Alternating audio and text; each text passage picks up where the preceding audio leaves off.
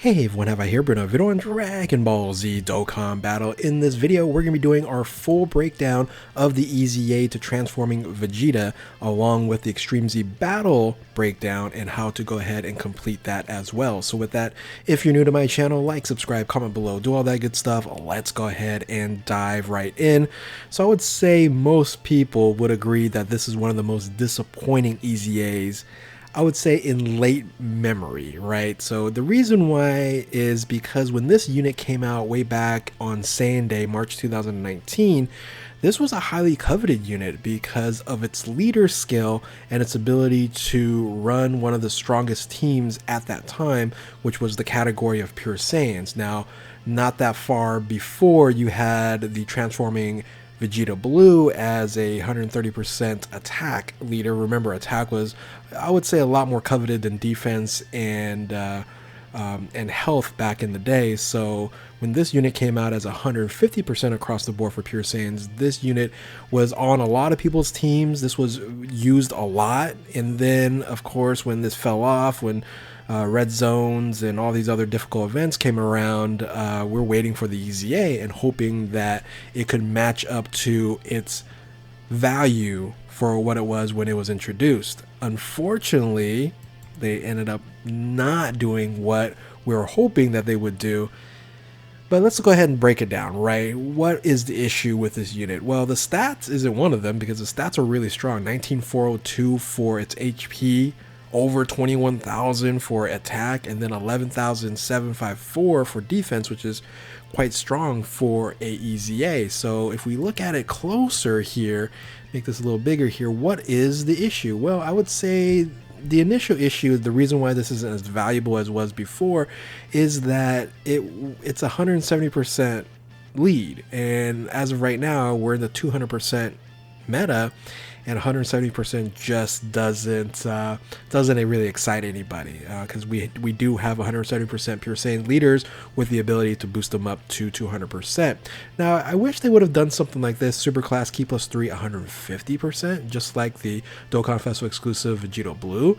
That would have made this unit maybe runnable on certain occasions if you wanted to kind of have fun and doing some kind of different combinations at 150 at Superclass. But even with that, you know, you would not really have a super strong team, but still at least maybe even runnable.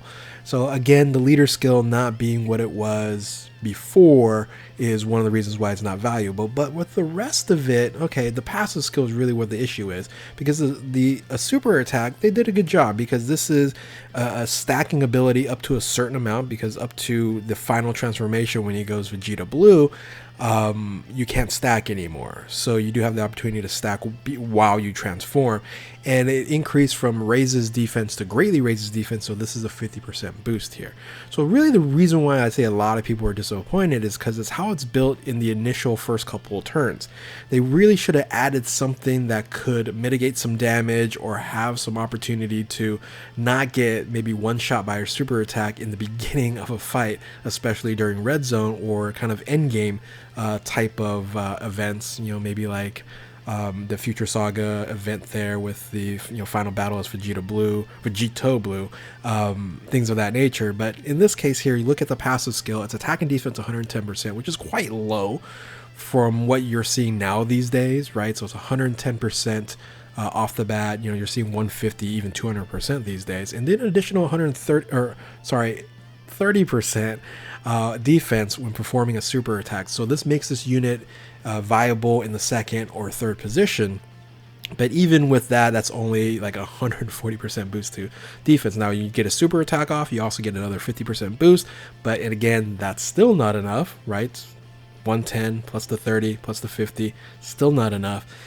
Where they should have done, right, there's a couple changes they would have made, this unit would be good, is they should have boosted up the defense here up front like 80% or 130, like I say 130%, and then start dropping that down lower while you transform. That could have been helpful, because then you could have stacked and got to a certain level, and then you reduce down while you're stacking up, right? That makes a lot of sense. On other side of it, they could have just simply did this, plus an additional attack 15% per key sphere obtained. They could have just added a defensive mechanic here. Now, it didn't have to be full 15% because that's pretty strong, along with a stackable super attack per turn up to the final transformation. They could have just started here maybe like at 7% and would have increased, you know, as the attack increased as well. So something like that they could have easily done to make this more viable. And then here launches an additional super attack with 7 more key sphere obtained, which is quite a lot. That's a lot there. Along with that, you only have a great chance of changing key spheres from strength to physical key spheres, which is 70%, which is a very high chance, but still it would have been nice to see a guarantee here. Now, after transformation, it starts to reduce, but it doesn't reduce like every single transformation. You know, it's like the when you get to, I believe, Super Saiyan 2, when it starts to reduce in the amount of key spheres obtained to get additional guaranteed super attack. So I wish they would have dropped that requirement down, or just made this unit a automatic key sphere change, right? Strength key sphere to physical key spheres automatically. Now you do have the opportunity for that to automatically happen, I believe, at the God transformation. But at the start here, it's very vulnerable. I think this is the reason why a lot of people are having issues with this, because it's just not cutting it, right? At this stage here, as it builds up. And if it was as strong as it was, this unit is as strong at like turn 1 at either God or blue level, then you build up from there. I think you got something going on. But as of right now, it's starting here, you're very, very vulnerable here. So the Link skill, Super Saiyan, Royal Lineage, Prodigy, Saiyan Pride, Golden Warrior, Prepare for Battle, and Fierce Battle. This is another issue for me, is as you build up, your links totally change from what it is here when you're at the Vegeta Blue stage. Now, there is a added benefit for this unit here, and that's the category, but the problem is you're not going to be running on any of the categories because it's not viable, right? So even though it has a lot of categories, if it's not viable, why even use it? So something they could have added here would have been beneficial, maybe like a support benefit until you get to like the God transformation. That would have been interesting, like, you know, Pure Saiyan support or something like that. Something else that could have been valuable at this initial stage. So but that's a lot of transformation units problem, right? It's the initial base stage. It's very weak, and then it builds stronger and stronger and stronger. Now let's go ahead and look at the rest of the build here. Here's Super Vegeta. So greatly raises defense, just stays like that until the final transformation, right? So that's going to stay greatly raises defense 50%. It's a nice boost. So the super attack is fine, but now it only increases by 10%. So you're at 120%. The defense increases by 10%. So you're great. You're at 40%. Attack increases, but again, no defensive mechanics. So this right here could have been like attack 18% and then defense 10% at this point in time, from 7 to 10. That could have worked out there. Launches additional super attack with 7 or more key spheres obtained, and then great chance, again, still great chance of key sphere change on there. Nothing changes on the Link skills at this point in time. And then you transform again into Super Saiyan 2 Vegeta. Super Saiyan 2 Vegeta greatly raises defense, stays there. You have 130% boost, right? So 120, 130. But for some reason, they didn't boost the additional defense. So the defense stays at 140. I'm sorry, 40, not 140. 140 would have been nice. An additional 20% to attack. Again, no defense. At this point in time, they could have increased it to like 12% defense or 15% defense if they would have added a defensive mechanic here. Launches additional super attack with 6 or key spheres of change. And then actually now, this at this point in time is actually pretty decent, because now you're at changes key spheres guaranteed. This should have been at turn 1, right when you start, have the guarantee here, and maybe they should even started with 6 versus 7, right? So like right here, right now, I would say like this should have been like the start of the unit at turn 1. It's still not very good, right? Because there's no defensive mechanic on the attack on the additional key sphere obtained. But if they would add like 10% at this point in time, it would have, you know, would have been a lot nicer, and then start building up from there. Then you have the God transformation, right? So now you're at 140. So they didn't boost it from here. You still at, oh yeah, they did 130 to 140, and then now it boosts to 50%. Then 25% to attack. So now you're actually hitting pretty hard, right? Per key sphere obtained. Launches additional super attack with 5 or more key spheres, which is a lot easier to do. And then guaranteed orb change. So again, this is really nice. Maybe here's where it's like, either one of these, like here or here. If it started at turn 1, now we're talking about a unit that is will be a lot more effective. But now so kind of just going back here. So this is turn 1, this is turn 3, turn 5, turn 7, you're here, and then now turn 9. So most fights are done by this point in time.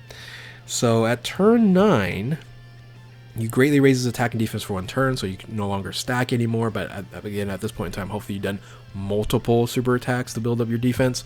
You're at 150%, and then defense 50% here after super attack. 30% per key sphere obtained, disables enemy guards with 3 or more key sphere obtained, launches additional super attack with 5 or more key sphere obtained, performs a critical hit with 23 key sphere obtained, and then here's the reason why you can do the 23 key spheres is because you change all the orbs into that's on the board to physical key spheres, so that's super strong there. And then afterwards you'll still be able to do strength key spheres to physical key spheres. So the link skills change here. Look at all the difference. You know, I don't say all. I guess there's 2 differences on here: the Godly Power and Golden Warrior and Warrior Gods. But still, I hate changing link skills on here. But like at this stage here, if you look at like okay here, now you're at this stage here. This would actually have been very interesting as, you know, turn 1, right?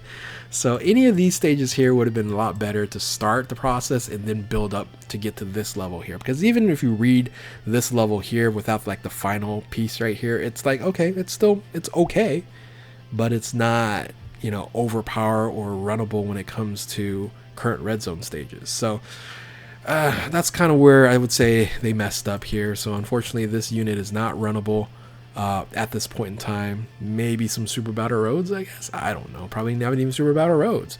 But at turn 1, they could have gave him something to mitigate damage or dodge or anything, because he gets wrecked turn 1 to 5, right? But anyway, if you do want to go ahead, if you have him rainbowed, if you're, you know, want to get some Dragon Stones and complete the Extreme Z battle here, now let's just dive into how to go ahead and complete this fight. Not that hard. You just got to bring sworn enemies. You can't bring any extreme tech units or tech units or any super class units. So it's going to be all extreme class units. If you can bring extreme strength class units on this with sworn enemies, you're going to be in much better shape. But there's not really that many that you're wanting to bring. There's one general one. Well, I'll show you kind of who that is. But technically, you're not going to be bringing them on this team, because you're going to be bringing the Worldwide Celebration Full Power Frieza as the leader of the 170% sworn enemies, and then you're bringing these types of units on here. I think this is probably the team that I'm going to be running to complete it. Makes the most sense here. I don't have any strength class units on here, but it can still wreck shop with mostly easy LRs here, and then 1 TUR on here. So this will probably do its job pretty easily. Now, if you don't have the AGL Dokkan Festival exclusive Full Power Frieza, then I'm sorry. Let me bring this up here. Here's the TUR list. Like the LRs, I'm kind of already showing you all the LRs you want to use. The TURs, again, you don't want to bring the tech ones on here. You have a few options on the AGL side. You have some options on the int, a few more on the strength, and then there's some. So again, not a huge grouping of units that you can run, and sworn enemies really isn't that big anyway. So mostly Friezas that you have, cells, Friezas, stuff like that. Now, what you could do is, if you don't have full power Frieza, the AGL one, you can bring the STR yellow coin one, full power Frieza in, and he's actually going to do probably a lot more damage, because he is going to be type advantage when it comes to this. So you can run a team something like this. This is going to be Resurrected Warriors. I believe it's Transformation Boost. I forget what Golden Frieza's team is, but that leader skill of Golden Frieza is going to work out a little bit better, and you can run with that there. Or you can run like a Majin Buu leader, this STR one on there. That will work.